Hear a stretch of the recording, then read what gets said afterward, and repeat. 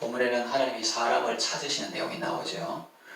내가 그 가운데서 찾다가 이런 말씀이 나옵니다.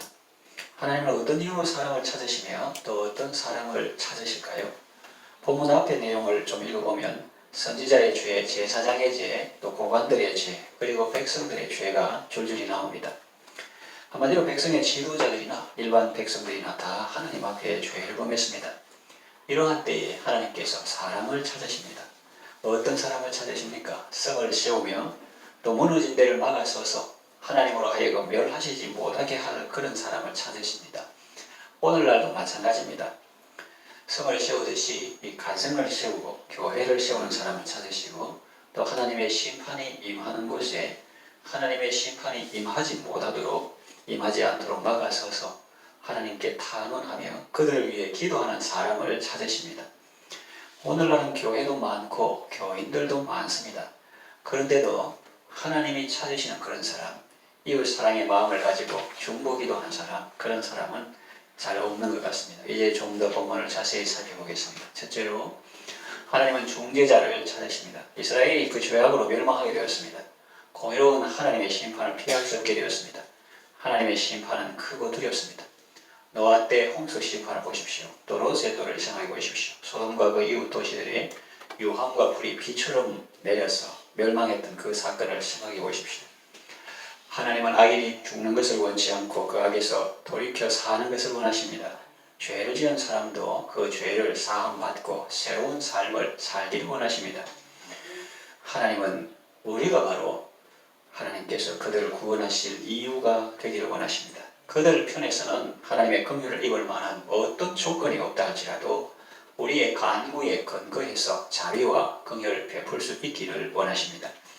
물론 하나님께서는 인간 중재자가 없으면 아무 일도 못하시는 분은 아닙니다. 친히 중재자가 되셔서 구원하시기도 합니다. 사람들은 연약하고 피해의식도 있어서 중재자 되기를 거부하는 경향이 있습니다. 구약성경에 나온 요나 선지자를 보세요. 그가 하나님의 마음을 가지고 니느웨 백성들의 멸망을 슬퍼하며 그들의 구원을 위해서 사랑의 마음으로 기도했으면 얼마나 좋을까요? 그러나 그는 그러지 못했습니다. 그들에게 회개하지 않으면 멸망합니다. 이런 메시지 선포하는 것조차 싫어했습니다.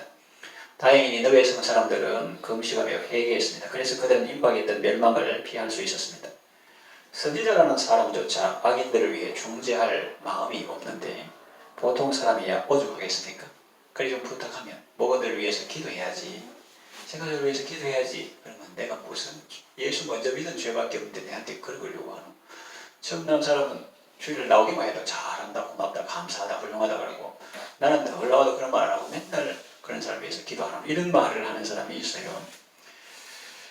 그래서 이 중보하는 것이 쉽지 않은데 그리스도인이라는 것은 여러 가지 표징이 있겠지만은 표징이 겉으로 드러나는 것이 바로 다른 사람을 위해서 기도하는 목자는 목원들을 위해 기도하는 사람, 목사는 성도들을 위해서 많이 기도하는 사람, 성도는 세상 사람들을 위해서 기도하는 사람 이라는 겁니다. 선지자라는 사람도 자기들을 위해 중재할 마음이 없는데 보통 사람이 오죽하겠습니까? 그들이 저지른 악행을 생각하고 그들이 자신들에게 끼친 손해를 생각하면 뭐 김정은, 김정일, 김일성처럼 우리나라를 괴롭게 했으니까 그 사람들 구원받는 건 나 싫다. 그냥 죄악 가운데 죽었으면 좋겠다. 요나도 니느웨 성 사람들이 워낙 악하기 때문에 그냥 회개 안 하고 그냥 죽었으면 좋겠다. 이런 생각을 할 수가 있는 거죠. 그래서 자신들에게 끼친 손해를 생각하면 하나님 앞에서 그들 위해 기도할 마음이 생기겠습니까? 그래서 하나님께서 친히 중재자가 되신 겁니다. 하나님이신 예수님은 기꺼이 우리의 중보자가 되셨습니다. 그는 예수님은 지금도 하나님 보좌 우편에서 우리를 위해 간구하시는 분입니다.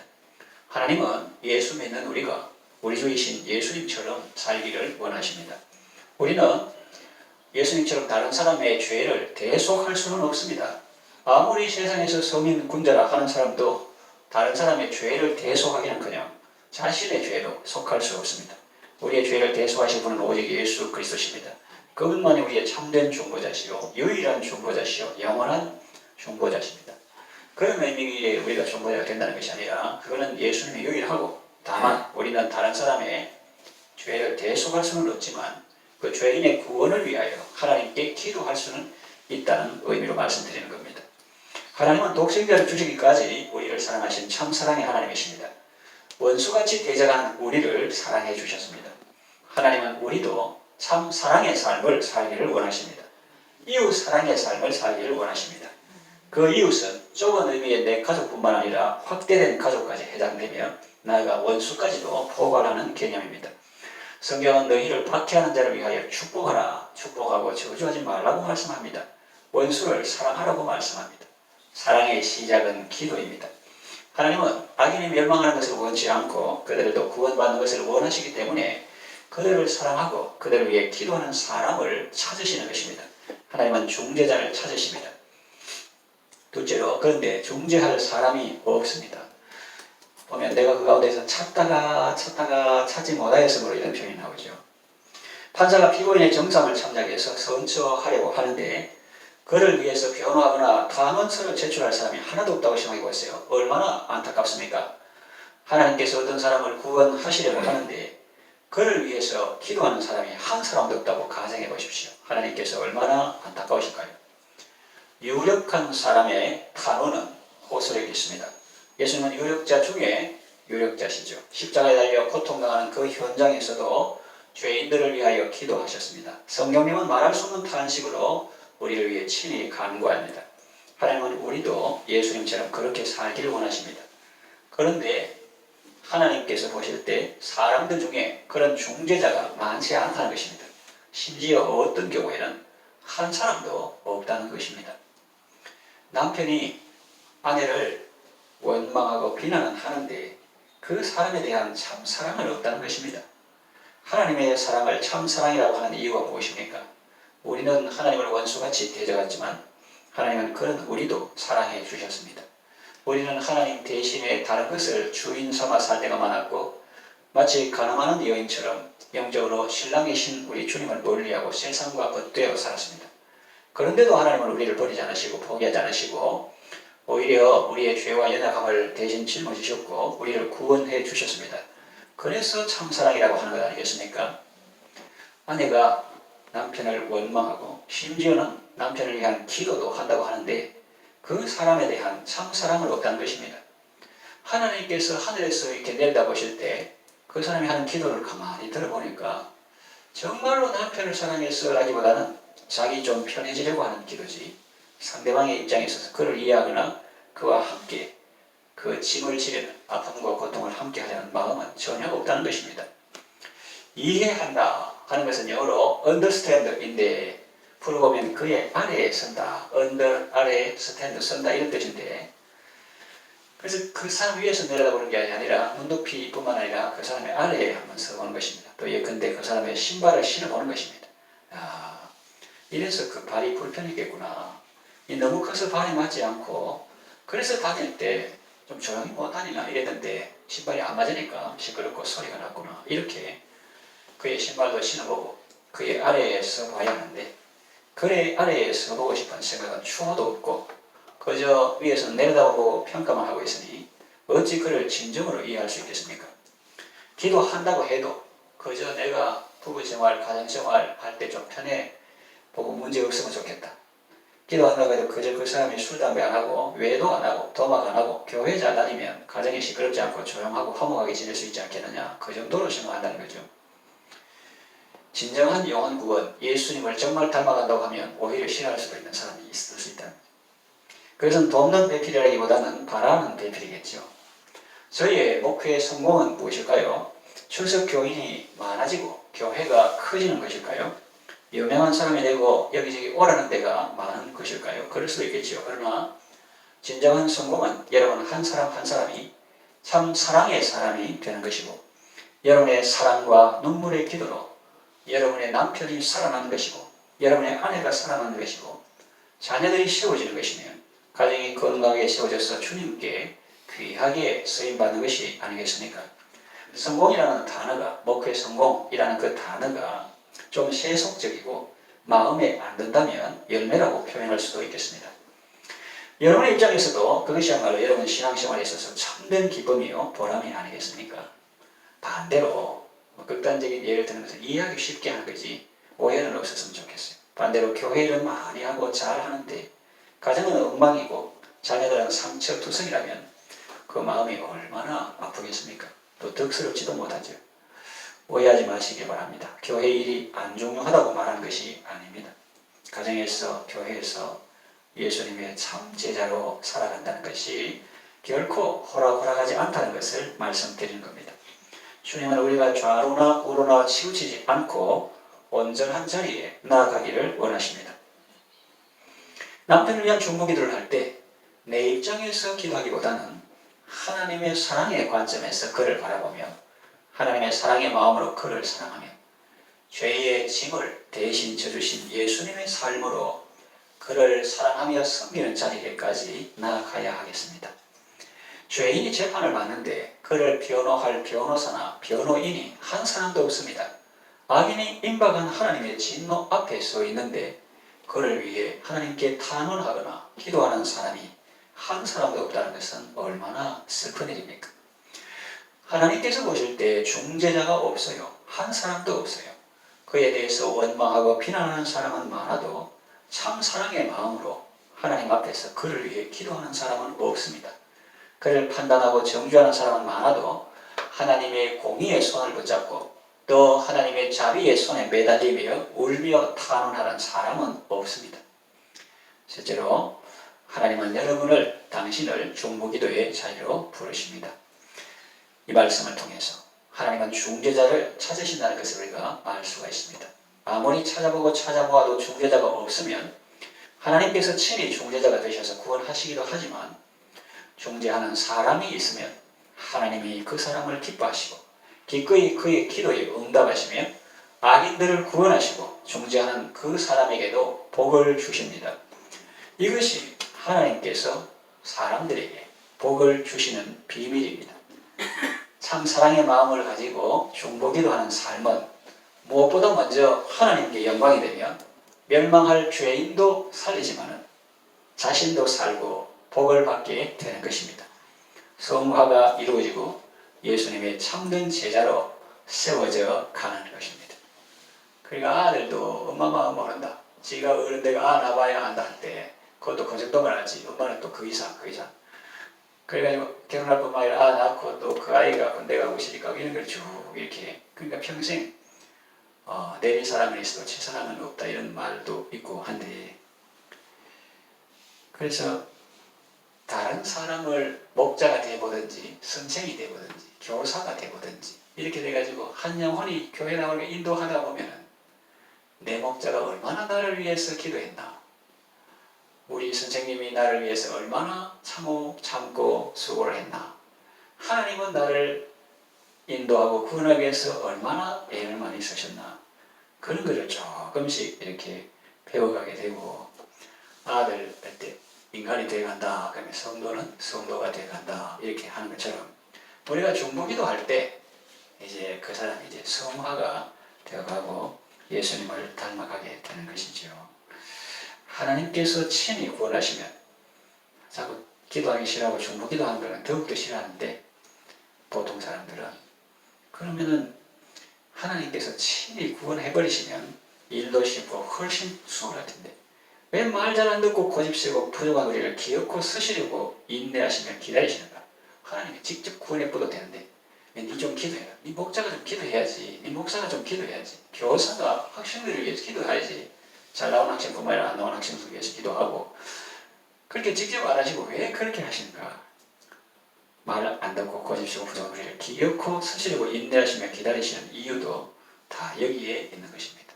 기도하면 그 사람도 구원받고 구원하지만 먼저 자기 자신이 복을 받고 예수님의 마음을 배우고 그런 과정에서 참된 제자로 세워져 가는 것입니다. 우리를 통해서 선을 이루시고 그냥 선을 이룰 수도 있지만 우리를 통해서 선을 이루시고 그 일로 인해서 우리에게 기쁨과 보람과 큰 복을 주시려는 것입니다. 그러므로 하나님께서 우리에게 기도해야겠다는 거룩한 부담감을 주시고 중보기도의 자리로 초청하시는 것은 우리에게 큰 은혜요 복인 것이지요. 노아 때 홍수 심판 전까지 노아는 그 시대 사람들에게 의를 전파했습니다. 또 소돔성과 그 이웃 도시들이 심판받을 때 아브라함은 그 사람들을 위해 하나님께 기도했습니다. 그의 기도를 자세히 보세요. 조카 롯과 그 가족을 구원해달라는 표현은 나오지 않습니다. 물론 조카와 그 가족을 사랑했지만 아브라함은 그들이 살고 있는 지역 사람 전체를 위해서 기도했습니다. 하나님께서도 그 성중에 의인 10명이 있으면 그들을 위하여 온 지경을 용서하리라고 말씀하셨습니다. 그래서 여러분이 뉴스 모로코에 지진이 나서 많은 사람 죽었다, 또 리비아의 대홍수로 10,000명 이상이 죽었다, 이런 걸 들을 때 따로 시간 내기 어렵거든. 그걸 듣는 즉시 그들을 위해서 기도하는 겁니다. 그 영혼들을 위해서 기도하고 이런 어려움을 통해서 우리의 참된 생사호흡을 주관하시는 전능하신 하나님을 의지하는 좋은 기회가 되게 하시고, 그에게 돕는 사람을 붙여주셔서 절망 가운데 낙심하지 않고 소망 가운데 일어서게 하시며 또 예수님을 알고 믿게 해주세요. 그렇게 그런 사람이 부자예요. 권세도 많고 돈도 많은데 자기만 알고 자기 가족만 알고 불법으로 사회에 다른 사람의 이익을 자기 혼자 취하고 5,000명분을 혼자서 먹는 그런 사람이 성공한 사람이 아니고, 5,000명분을 혼자 먹는 사람이 아니고 자기 혼자 것을 5,000명에게 나누는, 그래서 이 사람은 재산도 없고 뭐 재벌이 아니라도 세계 열방을 위해서 기도하는 거예요. 청소년들을 위해서 기도하고 미혼모를 위해서 기도하고 장애인들을 위해서도 기도하고 소방관이나 어려움 있는 사람들, 그런 사람들을 위해서 기도하고. 언제 할 겁니까? 이 땅에 있을 때. 천국 가면 뭐해? 이 땅에 있을 때 부지런히 그런 사랑의 삶을 사는 것이 정말로 지혜로운 자요, 부유한 자요, 하나님 앞에 잘 사는 사람이죠. 아브라함의 중보기도는 지난 주일에 살펴본 것 같이 조카 롯과 그 가족이 하나님의 은총을 입게 했습니다. 하나님은 아브라함을 생각하사 롯을 그 엎으시는 중에서 내어 보내셨죠. 이 중보기도라는 것은 놀라운 것입니다. 또 성경책에 나오지 않지만 교회 역사에 잘 알려진 모니카라는 여사는, 그 모니카의 기도는 남편과 아들을 구원했습니다. 마니교 이단도 아니고 아주 타종교 마니교에 십시된 그 남편과 아들을 구원했는데, 어거스틴이죠, 아들은. 하나님은 여러분을 중보기도의 자리로 부르십니다. 호세아처럼 아내를 사랑하고 위하여 기도하기를 원하십니다. 여러분 호세아 읽어보세요. 얼마나 아내가 속된 말로 남편을 애미기고 바람 피우고 사생아 낳고 그렇게 했는지. 너무하다. 그렇게 할 것이 아니라 그것이 바로 이스라엘의 영적 상태, 우리의 모습이다 하는 거죠. 호세아는 고맙죠. 자기는 남인데 자기가 실물 교제로 살기 위해서 하나님이 이스라엘을 얼마나 사는 걸 알기 위해서 바람 나가지고 사생 낳고 젊고 예쁘면 값이 비싸게 팔리겠지만 늙고 병든 여자를 누가 삽니까? 그러나 가서 보리 메토메를 가지고 가서 그 사람을 사가지고 데려와서 같이 가는 이런 하나님의 사랑의 그 실물 교제, 실제로 삶을 살면서 하나님의 사랑을 보였으니 그 책을 읽는 우리가 고맙죠. 호세아는 얼마나 힘든 그런 삶을 살았습니까? 자신이 하나님의 메시지가 되었거든요, 삶이. 호세아처럼 아내를 사랑하고 위하여 기도하기를 원하시고, 그게 바로 하나님의 사랑입니다. 모니카처럼 남편과 자녀를 위해서 기도하기를 원하십니다. 기도하는 아내가 되기를 원하시고, 기도하는 어머니가 되기를 원하십니다. 하나님의 창조 질서에 반하는 포괄적 차별 금지법 폐기를 위해서 기도하시기를 원하십니다. 기도하는 시민이 되고, 기도하는 학부모가 되고, 기도하는 국민이 되기를 원하십니다. 그 멋있는 학부모죠. 갑질하거나 선생님을 힘들게 하거나 그런 사람이 아니고, 정말 학교를 위해서, 선생님들을 위해서, 학생들을 위해서 기도하는 학부모 얼마나 좋습니까? 학부모들이 기도할 때 자녀들은 건강하게 자라게 되고, 시민들이 기도할 때 우리 사회는 깨끗하고 거룩한 도서가 될 것이며, 국민들이 기도할 때 나라는 건강해지고 열방을 복음으로 섬기는 제사장 나라가 되고 선교하고 봉사하는 나라가 될 것입니다. 하나님은 그 영광스럽고 복된 자리로 우리를 부르십니다. 부르심에 응답하여 주의 심장 가지고 세상을 치유하며 주님을 따르는 참제자의 삶을 살아가시길 바랍니다. 말씀을 정리하는 말씀입니다. 하나님께서 들의 성들을 멸하실 때 아브라함을 생각하사 롯을 엎으신 중에서 구원하셨더라. 이것이 우리 중보기도의 열매가 될 것입니다. 여러분의 기도가 있었기 때문에 아브라함의 조카 롯이 구원받은 것처럼 여러분의 조카들도 구원받게 될 것입니다. 부모와 선조들의 기도가 있으면 여러분의 자녀들과 후손들은 구원받게 될 것입니다. 호세아의 사랑과 기도가 있으면 여러분의 배우자는 구원받을 것입니다. 모니카의 기도가 있으면 여러분의 남편과 자녀들은 구원받을 것입니다.